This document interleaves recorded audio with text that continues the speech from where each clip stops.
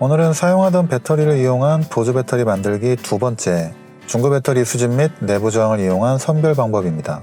이 보조 배터리를 만들 때 사용하는 배터리는 같은 회사의 동일 품목, 같은 로트의 생산 제품을 사용하는 것이 원칙입니다. 이 프로젝트가 중고 배터리를 활용한 보조 배터리 제작이기 때문에 어쩔 수 없이 여기저기서 모인 배터리 가운데 사용할 만한 것들을 선별해줘야 합니다. 배터리를 선별해야 하는 이유는 배터리의 특성 때문인데, 배터리라는 건 컨디션이 좋은 놈과 나쁜 놈이 저 새끼 나쁜 새끼예요. 같이 있으면 좋은 놈이 이 나쁜 놈에게 저 새끼 나쁜 새끼예요.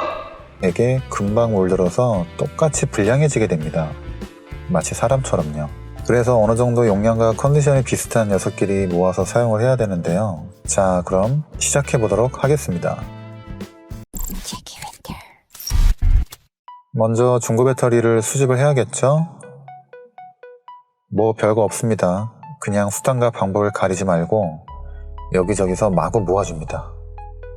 리튬 폴리머는 좀 까다로울 수도 있어서 저는 리튬 아이언 배터리를 모았습니다. 오래된 노트북 같은 랩탑 PC나 샤오미 보조 배터리 등에 들어있는 것이 바로 가로 18, 너 뭐라고 했어? 세로 65mm의 크기를 가진 리튬 아이언 전지입니다. 전 사용하지 않는 노트북용 배터리 2개와 보조 배터리 2개를 준비했습니다.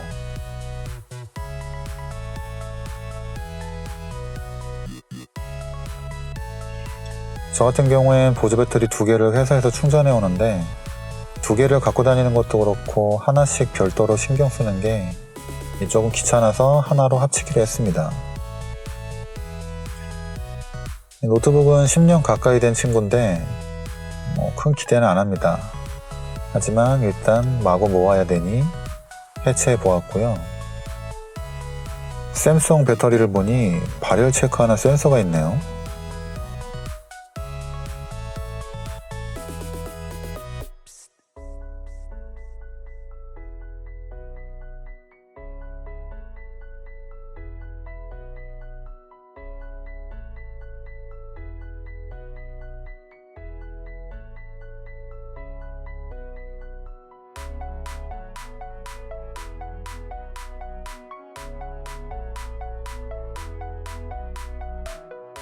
배터리를 수집했으니 이젠 선별을 해보겠습니다.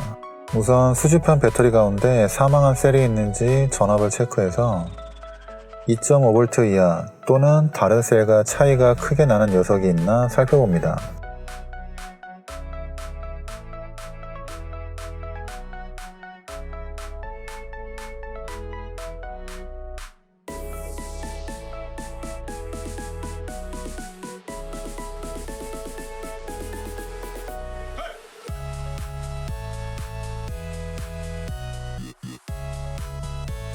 어차피 스판 용접을 할 거라서 이 니켈은 그냥 놔둬도 되지만 예쁘장한 게 좋을 것 같아 기존 스퍼트 자국을 지워주도록 하겠습니다. 자, 그럼 일반적인 사용자가 배터리를 선별하는 방법을 알려드릴게요. 어디까지나 이건 제 개인적인 기준이니까 참고만 하시고요. 일단 충 방전이 가능한 충전기나 전력 체커기 등을 사용해서 만충 완방 시켜보시면 대략적인 배터리 용량이 나옵니다. 용량을 체크하신 뒤 다시 만충을 해줍니다. 충, 방, 충을 해주는 거죠. 이건 하나씩 충전하는 게 귀찮아서 제가 그냥 대충 만든 4셀 충전기입니다. 와우. 충전 시에 발열이 있다거나 혹은 충전 시간이 유난히 짧거나 긴 녀석들은 바로 아웃. 만충 전압이 4.2V 정도 되는데 그 상태로 일주일 정도 방치한 뒤에 전압이 4.1이나 4.08 이하로 떨어지는 녀석이 있으면 역시 탈락입니다. 이렇게 하면 비슷한 용량과 컨디션을 가진 배터리끼리 선별이 가능하긴 한데 이 과정이 상당히 번거롭고 시간도 많이 소요됩니다. 그래서 전 좀 더 간단한 방법으로 체크를 해줄 건데요. 바로 내부 저항을 이용하는 겁니다.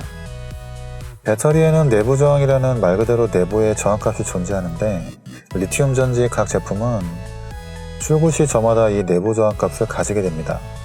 배터리를 사용하다 보면 노화가 되면서 이 내부 저항값이 점점 커지는데, 이 내부 저항값이 점점 커지면 결국에는 배터리를 사용할 수 없게 됩니다.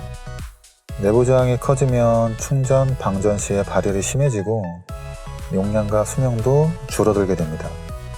현재 배터리 내부 저항값을 알아낸 뒤 출고 때 내부 저항값을 참고해 상태를 가름하거나, 아니면 같은 제품의 배터리라면 상태가 괜찮은 배터리를 기준으로 하고 그 내부 저항값을 측정해서 이와 근사한 저항값을 갖는 배터리를 선별해서 사용하려고 합니다.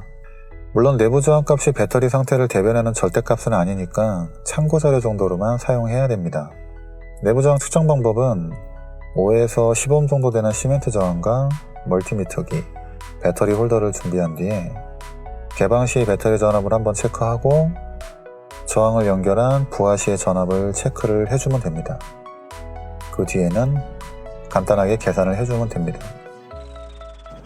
저항이 금방 발열되기 때문에 전원 인가 후에 5초를 넘기시면 엄청 뜨거워집니다. 이 저항에 전원을 인가하시면 3초 이내에 측정을 하셔야 됩니다. 계산 방법은 우리의 옴님께서 만든 보이는 IR을 이렇게 저렇게 대입하면 내부 저항값은 부하 저항에 개방 전압에서 부하 시 전압을 뺀 값을 곱해준 뒤 다시 부하 전압을 나눠주시면 내부 저항값이 나온답니다. 이게 무슨 소리야? 이마저도 몇 개 하다 보니까 상당히 귀찮아서 아두이노를 이용한 내부 저항 측정기를 만들어 보기로 했습니다. 혹시나 하고 구글링을 해보니 국내 어느 블로거께서 감사하게도 아주 완벽하고도 친절하게 만들어 놓으신 소스가 있더라고요. 아래 설명란에 원작자님의 링크가 있으니까 만들어 보실 분은 참고하셔서 하나 만들어 놓으시면 편하실 것 같네요. 저는 제 상황에 맞게 소스를 약간 수정해서 LCD 창에 모니터링하고 계산식도 약간 바꿨습니다. 회로 구성도 원작자님은 모스펫을 사용하셨는데 저는 모스펫이나 릴레이가 없어서 그냥 급한 대로 트랜지스터를 사용했습니다. 요건 제 회로도인이 필요하신 분은 참고하시고요. 작동시켜보니 수동으로 측정한 것과 큰 오차가 없는 게 아주 마음에 쏙 드네요. 이 배터리들을 다 체크해보니까 역시나 기대 안 했던 노트북 배터리는 사용을 못하겠네요. 그냥 보조 배터리에서 나온 배터리를 묶어서 20,000mAh 정도의 보조 배터리를 만들어야겠습니다. 병렬이라 셀 밸런싱은 큰 의미는 없지만 이런 식으로 네오디움 자석과 전기가 통하는 쇠붙이를 이용해서 병렬로 연결해 놓으시면 배터리의 전압이 모두 같아지게 됩니다. 만약 배터리 전압이 0.5V 이상 난다면 비슷하게 충전하신 뒤에 하셔야 됩니다. 안 그러면 고방전일 경우 대전류로 인해 때 아닌 불꽃쇼를 보시게 될 겁니다.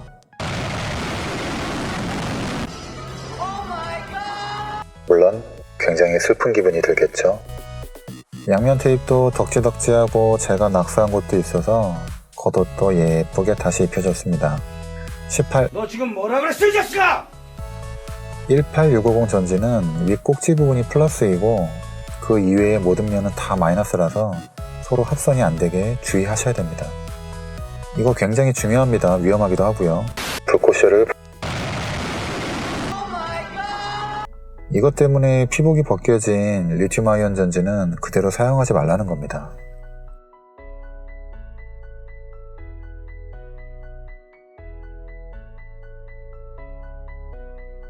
히팅건이 사고 싶은데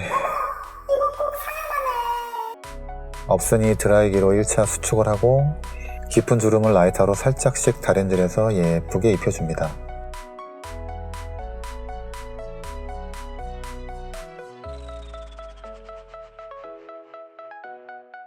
이제 배터리 수집과 선별은 대략 끝난 것 같네요. 9개나 12개 정도 되면 직렬로 12V 고속 충전이 되게 해보려 했는데 애매한 8개라서 그건 안 되겠네요. 지금 누가 웃음소리를 내었는가? 오늘 제가 준비한 중고 배터리 수집과 선별은 여기까지입니다. 재미가 없는 내용이라 약간 지루하셨을 것 같은데 조금이라도 유익하셨다면 구독과 좋아요 한 번씩 부탁드립니다. 부족한 영상 시청해주셔서 대단히 감사합니다.